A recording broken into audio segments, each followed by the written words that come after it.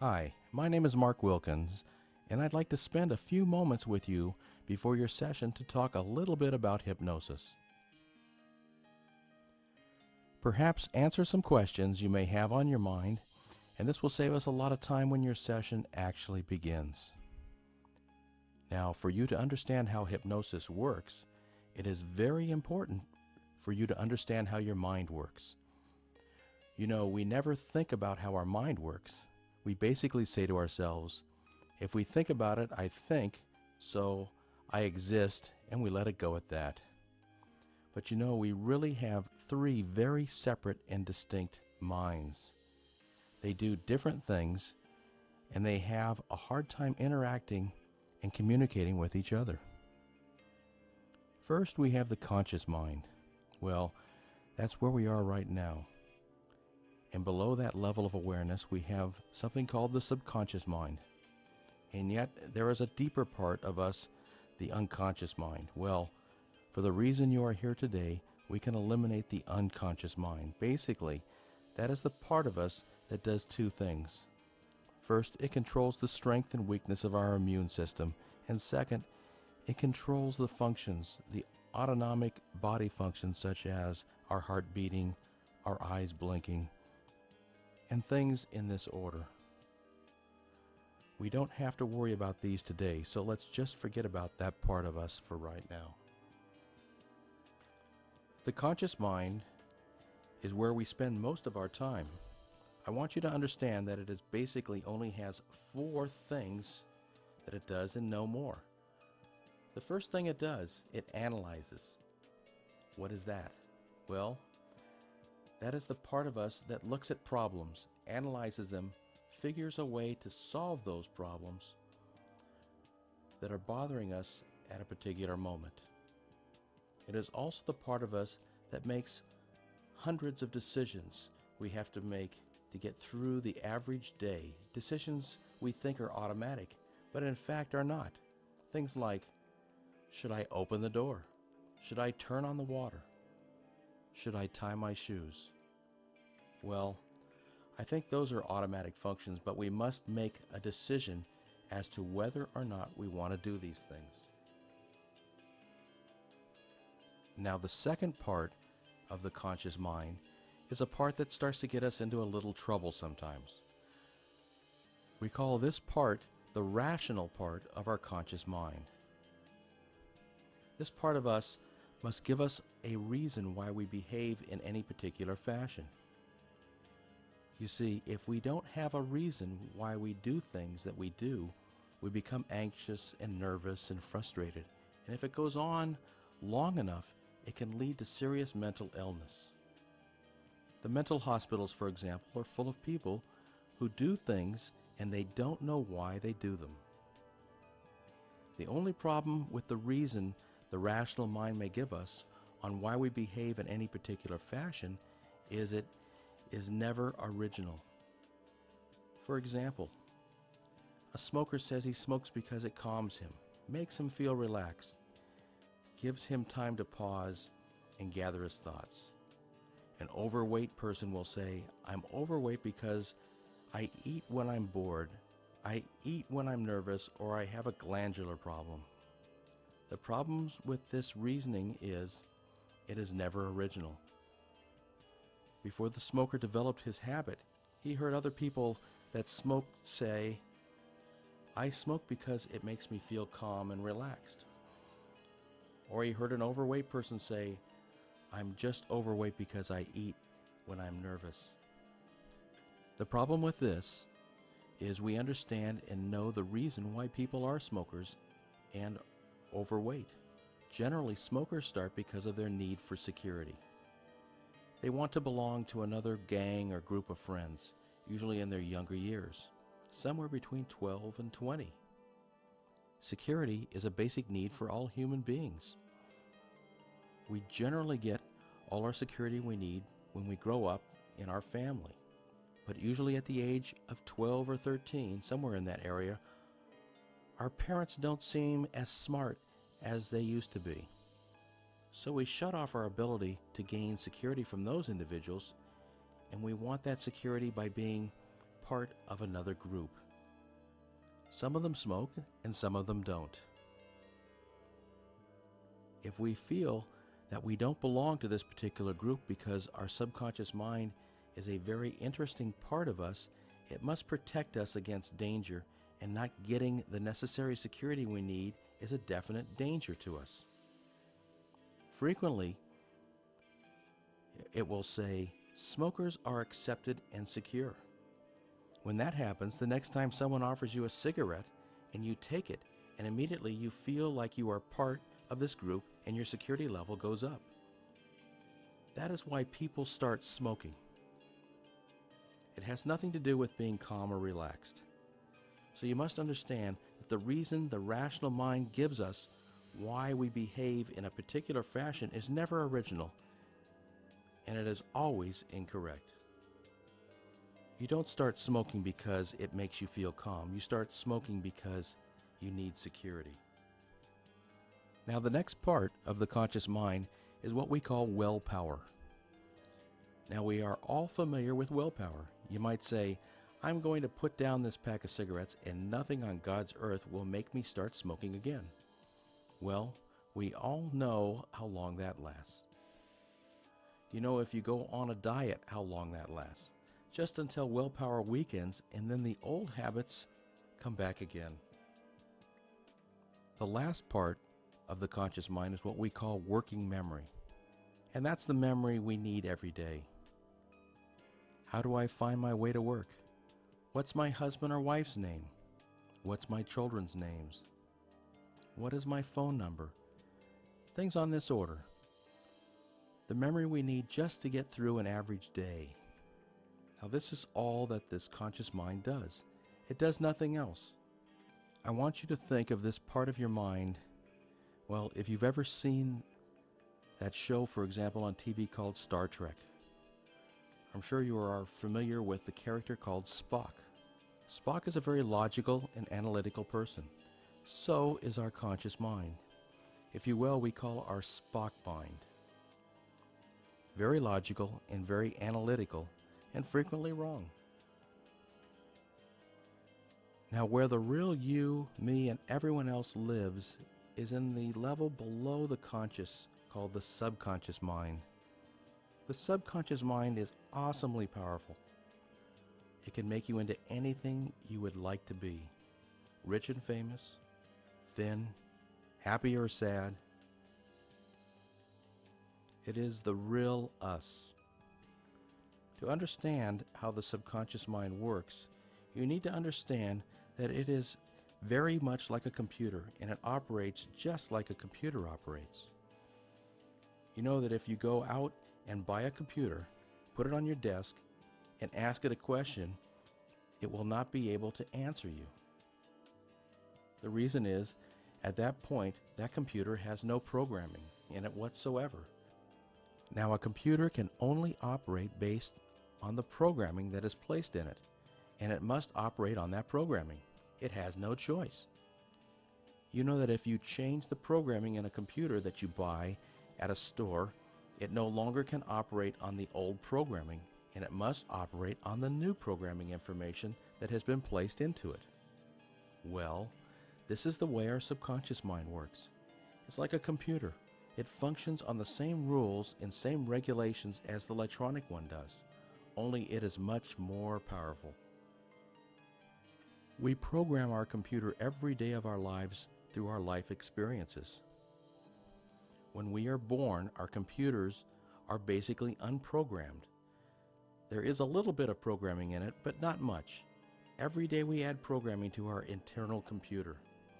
Now, the primary rule of our computer is this: it must make us into the type of person that it perceives us to be, based on all the programming that has been placed into it, and will continue to be placed into it until we die. For example, if that computer of ours, based on its programming, says we're fat, we're fat. If it says we're thin, or a smoker, a success or a failure, that is what we are. It adds up all the programming and makes a decision about us, about the type of person that we are. This programming has been placed in there from many sources, and it must operate on this programming. What is some of the operational software, if you will, that is in this internal computer? Well, first is all our memory since the day we were born. We think of things that have happened to us in the past as either forgotten or as retained in the form of memory. So what we are doing here is we are talking about the working memory of the conscious mind. The subconscious mind is like a video camera. Everything that has ever happened to you, that you have heard, seen, smelled, or tasted, is locked permanently into the memory banks of your subconscious mind. We never forget anything. If there was a reason to, in hypnosis we can access that memory bank, and it seems like we can actually travel back in time. For example, in regression hypnosis, we can travel back and relive your first birthday or your birth. Now, this is much more than recall. It is actually like you are there. It is happening all over again. You can see what happened. You can smell. You can taste. You can hear very clearly. We never forget anything. Only at the conscious level. The second programming we have in the inner mind, the subconscious mind, is habits. Now, you have 3 kinds of habits, and only 3. You know you have good habits, and you know you have some bad habits. But really, most of our habits aren't good or bad. Most of our habits really are utilitarian habits. We automatically respond in certain fashion when something else happens. When the phone rings, for example, we don't look at it and wonder what it is. We automatically pick it up, and depending on our mood, we answer it in a certain manner. Now, the next thing in our subconscious mind is emotion. Of course, we wouldn't want to be without our emotion, love and caring, and all those good emotions, but sometimes our emotions get us into trouble. The conscious mind cannot deal with emotions in any way. That is not part of its job. And any time we need emotions, our conscious mind parts like the Red Sea, and we deal with this particular situation from our irrational, juvenile-like, but highly intelligent subconscious mind. As I said, sometimes it gets us into trouble. I know that many times in the past you've dealt with a situation and it didn't have to have a lot of emotion involved with it, just a little bit.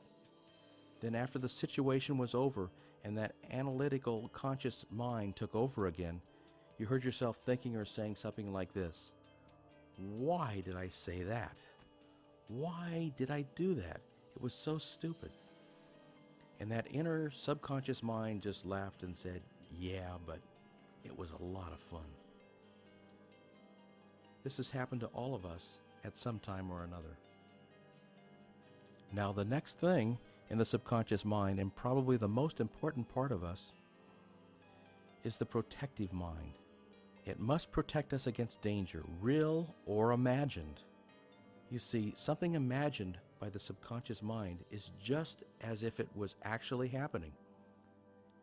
The subconscious mind can't tell the difference, and it must protect us against danger.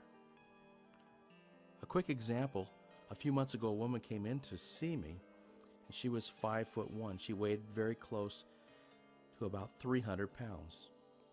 She sat in the chair and told me about how she had an eating problem. But years of experience told me she didn't have an eating problem. I knew that an event in her past had caused her subconscious mind to protect her by making her heavy.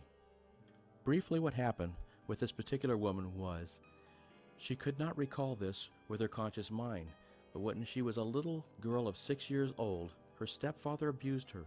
She told her mother, and her mother didn't believe her. She felt guilty, as if she was doing something wrong, but she didn't get heavy at that point. When she was in high school in the 50s, she felt if she was a little more promiscuous than she felt good to herself about. She felt the boys in high school were just trying to hurt her. That didn't cause her to become heavy either, But when she was 24 years old, she married her white knight. The man could do no wrong. On their honeymoon, the second day they were married, they were having dinner in the Bahamas, and he decided to cleanse his soul and show her how much he loved her. He told her that when he was just a young guy of 19 years old and in the Air Force, he used to pick up women and just use them and throw them away. Well, you can imagine what the subconscious mind felt about this one man. This woman felt she could trust above every other man in the world who would actually do this to a woman. The subconscious mind went back into its memory banks and into its computer information and said, the stepfather hurt you very badly. The boys in high school were trying to hurt you very badly. And now this one man you thought you could trust above every other man says he could do this to a woman. Then he certainly has the capability of doing it to you.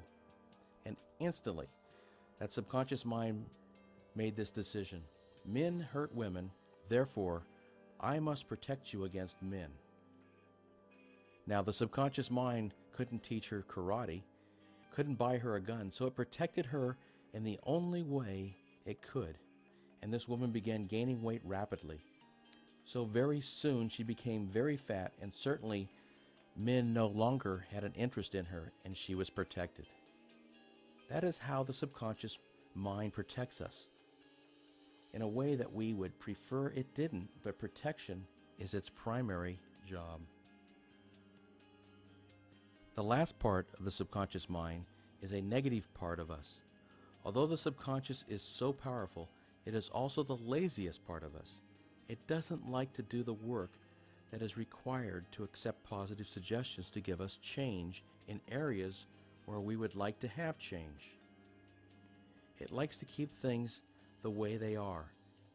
It takes too much work to make change in a positive way. The positive suggestions are one of the most difficult things to get into your subconscious mind. On the other hand, negative suggestions go into this inner part of us like a hot knife through butter, because it doesn't take any work to accept a negative suggestion. Let me show you how this works. You take a very heavy person and they get out of a shower. They're standing in front of the mirror toweling off. What do you think they say to themselves as they are looking in that mirror? Boy, am I fat. Now that idea or thought or word goes right into the subconscious mind, and the subconscious mind says, yes, that matches the programming that I have in here. That matches my perception of you. Therefore, it accepts that suggestion, so the perception of that individual being fat becomes stronger and they become heavier. On the other hand, if you take that same heavy person and stand them in front of the mirror and have them say, I'm thin, I'm trim, I'm gorgeous, I'm beautiful, that goes towards the subconscious mind, and the subconscious mind says, no, that doesn't match the programming, and it's not allowed in. So, how do we get suggestions into the inner mind? Now, it is so important for you to understand this. If an idea, if a thought, if a concept is allowed to go into the subconscious mind, it must happen. You are changing programming, and that inner mind must respond to the new programming. But it is not that easy. Let me explain how it works. You make a decision, let's say to stop smoking. You make your mind up at that conscious level that nothing in the world is going to stop you from ending that smoking habit. Now your conscious mind says, that's wonderful, and I support you 100%. You are going to be healthier. You are not going to get emphysema or heart disease or blood diseases. But to have change effectively happen, you have to get that idea into your computer, into that subconscious mind, in order to change that programming. And so you say, fine, and you start to send that idea down to the subconscious mind. But here is the problem. There is one more part of the conscious mind that I haven't told you about yet. I want you to think of this part of the conscious mind as kind of an employee, if you will, of the subconscious mind. And every Friday night, the subconscious mind gives it its pay for the week, and it does exactly what it's told, and it only has one job. And that job is to stop, to put on hold, like a red traffic light, any suggestion of positive change that we give ourselves or receive from the outside world, and it stops it. And then, in a way we don't understand, but we do know it happens, there is a communication between this part of us called the critical factor of the conscious mind and the subconscious mind. The critical factor says, well, this person wants to stop smoking. Can I let this suggestion in? Now remember, if that suggestion goes into the inner mind, it must happen. But the subconscious mind says, wait a minute. He's been smoking for 20 years. He needs cigarettes for security. Besides, you realize I have to do so many years of reprogramming, and I don't feel up to it. I don't want to do it. Reject the suggestion. Well, that's the critical factor's boss. So the critical factor of the conscious mind kind of turns into a mirror and rejects that suggestion, and it can't go into the inner subconscious mind. And no change occurs. Now, we only have one other place to take that idea, and that is to willpower. That is to the conscious mind. And we all know how long willpower lasts. As I said, many times diets have been tried, and how many times have we tried to stop smoking? Well, how do we get that suggestion into that subconscious mind? We use something called hypnosis. Now, what hypnosis does is this. It bypasses the critical factor, that blocking part of our conscious mind. It's like giving a couple of dollars and sending it to Wendy's for a late night dinner, and we'll tell you when to come back. Now, this is what most people who are ignorant of hypnosis think hypnosis really is. If this was all hypnosis was, then some of the stories you may have heard about hypnosis might be true. Things like, I can control you, or I can make you do anything I want you to do, and you'd have to do it. Well, if this was all it was, that would be true. But God did not leave us that vulnerable.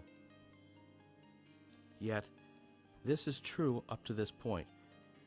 But the instant this factor of our conscious mind is bypassed, what happens is this. We go into a very deep state of hypnosis.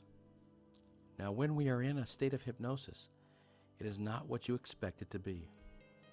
Our bodies are very relaxed. But the more we go into hypnosis, the more our conscious mind becomes alert. In the deeper levels of hypnosis, your conscious mind is 200 or 300% more alert than you are at this very moment. All of your five senses, including hearing, smelling, and tasting and seeing, are hundreds of times better than they are right now. So when you are in hypnosis, you are not asleep. You are extremely alert, probably more alert and clear-minded than you have ever been before. Now, the important thing to understand about this is that the conscious mind takes on a different role when you are in hypnosis.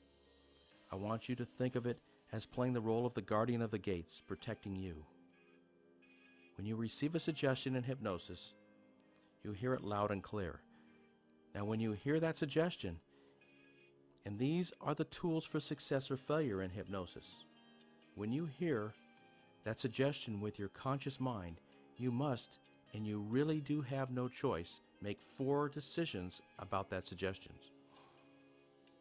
Which decision you make determines whether that suggestion is allowed to enter your subconscious mind, or whether it is rejected. If it is allowed to enter, you will have the change that you are looking here to achieve.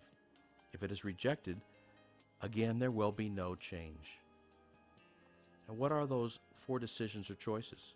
Well, the first one could be when you hear that suggestion, you think or say to yourself something like this: I like that suggestion. Boy, I know that one is going to work for me.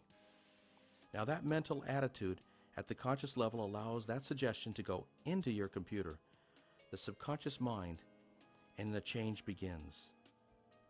Unfortunately, you have 3 other choices.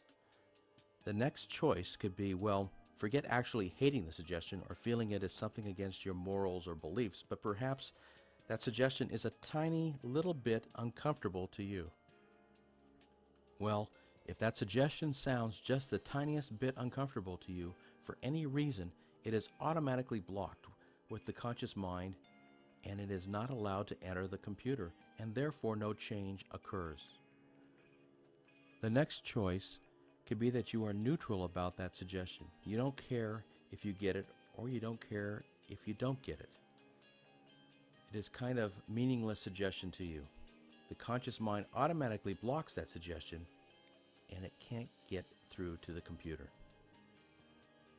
The last choice you have is probably the choice which causes more people to fail using hypnosis. It goes something like this. When you hear the suggestion, you say to yourself, "Oh, I like that suggestion. Boy, I hope it works." The word hope is the twin sister to the word try, and try means automatic failure. If you look back on your life being honest with yourself, anytime you tried to do something, you failed. Think about it. Anytime you use the word try, or you tried something, you tried to make something work, usually ended in failure.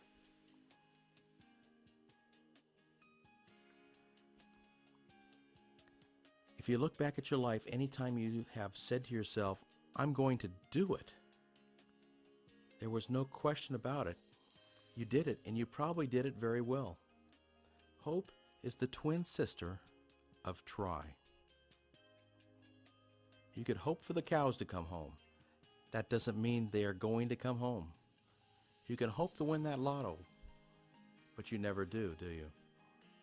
So, if you say hope or try, that suggestion is blocked by the conscious mind, and it is not allowed to enter the subconscious mind, and again, there is no change. Now here's something to think about. If you eliminate the words hope and try from your personal and professional vocabulary from this moment on, within a week, you are going to feel better than you have ever felt in a long time. The only time a suggestion is allowed to go into your computer, into your subconscious mind, is if you take that mental attitude when you hear that suggestion and say, "I like that suggestion. I know it's going to work for me." And that is how easy it is. Now, let me give you some real truths. I have been in the field for many, many years, and I have never hypnotized a single person, and I doubt that I ever will. There is only one form of hypnosis. There always has been, and there always will be. All hypnosis is self-hypnosis. And you don't need me to go into a deep, beautiful state of hypnosis by yourself. And you certainly don't need me to give you suggestions of positive change in any area of your life. You can do that all by yourself. The reason you are here today is only because you do not know how to do it. But we teach people how to do that all the time. It's the easiest thing in the world. The reality and the truth is, all I can ever be is a guide for you and nothing more. If you allow me to be your guide, I'll show you how to place yourself into a beautiful state of hypnosis, feeling the physical relaxation and mental alertness. If you allow me to be your guide, I'll show you how to stay there until we are finished. If you don't want to be in this beautiful relaxed state, the slightest thought by you, and it is over, and you are back in your normal state of awareness. But if you follow my guidance, I'll show you how to stay there. Now I want you to follow my directions, and I won't ask you to do anything immoral, illegal, or fattening.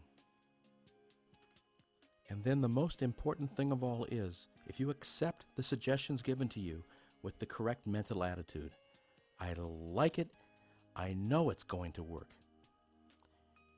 You'll have change in the way you want it.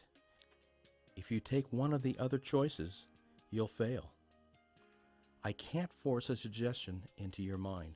Only you can allow it to happen. Hypnosis is a 100% consent state by you.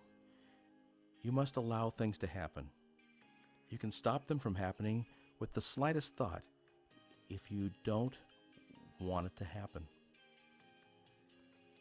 Now, I want you to understand that anyone, as long as their IQ is above 70, and they want hypnosis, can go into a very deep level of hypnosis. How fast? Just like that. The only thing that keeps a person from going into that beautiful state of physical relaxation and mental alertness is if they have a fear or misconception about hypnosis. And I'd like to talk to you briefly about some of the more common fears and misconceptions of hypnosis. Some people feel that when you are in hypnosis, that you are asleep. Well, I want you to know that when your mind is 300 or 400% more alert than you are this very moment, that is about as far from sleep that you are ever going to get in this particular lifetime anyway. Hypnosis has nothing to do with sleep. Some people are afraid they won't wake up from hypnosis, and that is true. I agree with that. I have never known anyone to wake up from hypnosis. You see, there is only one thing you can wake up from, and that's sleep. If you are not asleep, you can't wake up. Semantics, well, yes, but we use words in our profession. They are our only tools. The term is emerge from hypnosis. Anytime you want to emerge from hypnosis, all you have to do is have the slightest thought that you don't want to be in this relaxed state anymore, and instantly it's over and you are back to your normal awareness. Then there is that powerful misconception that some people have that says, I can control you and make you do anything I want you to do. I have to be honest with you. I wish that was true. I wish that I was able to control you, because that would make my job very successful. Remember, you have those 4 choices when you hear a suggestion, and that's the only way that a suggestion will be allowed to enter your subconscious mind is if you say, I like it, I know it's going to work, and I can't force that in. I can't control you. I want you to know that you and you alone are responsible for your success. You and you alone are responsible for your failure. What mental attitude you take when you hear a suggestion determines success or failure. Some people have the misconception that they will tell me their deep, dark secrets when they are in hypnosis. For the same reasons of mental alertness, you are more in control of anything you choose to do or say while you're in hypnosis than you are right now. If you don't want to tell me something, then you won't. If I ask you for information that was none of my business, you would simply tell me that it's none of my business. No one can make you divulge information that is proprietary. As a matter of fact, if I wanted that kind of information from you, I would stand a much better chance of obtaining it now in your normal conscious awareness, because right now you are mentally dull compared to your mental capabilities when you are in hypnosis. Some people say, wait a minute, I hear what you're saying, but I've seen stage hypnotists work, and I know those people control those folks. I've seen them bark like dogs and think they have body odor or something on this odor. Let me tell you how that works. When a stage hypnotist comes to town, there are advertisements, and a lot of people are interested, so they show up. They want to see the show, and a lot of them would like to be volunteers as subjects for the stage hypnotist. Now, when that stage hypnotist comes out and gives you a little bit of a short lecture on hypnosis, saying he is showing the entertainment side of hypnosis, you know this whole show depends on you, the audience. You're the people that he needs for the show. And he asks the people, is there anybody who is willing to volunteer to come up on stage? Well, you'd be amazed how many hands go up. But that stage hypnotist does not necessarily take those people at all. He tells those people, he says, really good subjects are those individuals who have the best abilities to imagine, a wonderful imagination, and the ability to concentrate. And he says he will give the whole audience a test for imagination and concentration. He's kind of telling a little fib, for he is testing the audience to find out two very important things. First, who goes into hypnosis like that? And more importantly, he is testing those people to find out who wants to have fun and who is uninhibited in public. These are the people he invites up on stage. They usually enter hypnosis very rapidly and very easily. And those people, when they hear the suggestion because they want to have fun, take the mental attitude, I like it, I want it to work, and it does. Many times on stage, a person thinks they want to do these things, but when it comes time to actually have it happen, they don't have the correct mental attitude and the suggestion is ineffective.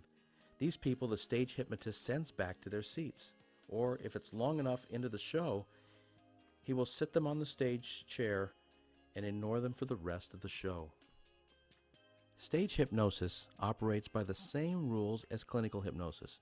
You always have the choice as to whether or not you want that suggestion. If you don't want it, it will be rejected and there will be no change. So you see, hypnosis is up to you. People ask me what my success rate is with smoking and weight control. And I have to be honest with those people. My success rate is 100%. I've had an awful lot of training in hypnosis. I know exactly what to say to my clients, and if they accept those suggestions, they'll have a wonderful change, and if they reject them, they will have no change. So my success rate is always perfect. Will yours be perfect? If you accept the suggestions with the correct mental attitude, I like it, I know it's going to work. Yes, you'll have a 100% success rate also. If you accept with any other ideas, you will fail. It is up to you. I know you are going to enjoy our sessions together, and remember, hypnosis is a wonderful, wonderful way to change our lives, and it is available to you now. Are you ready to begin?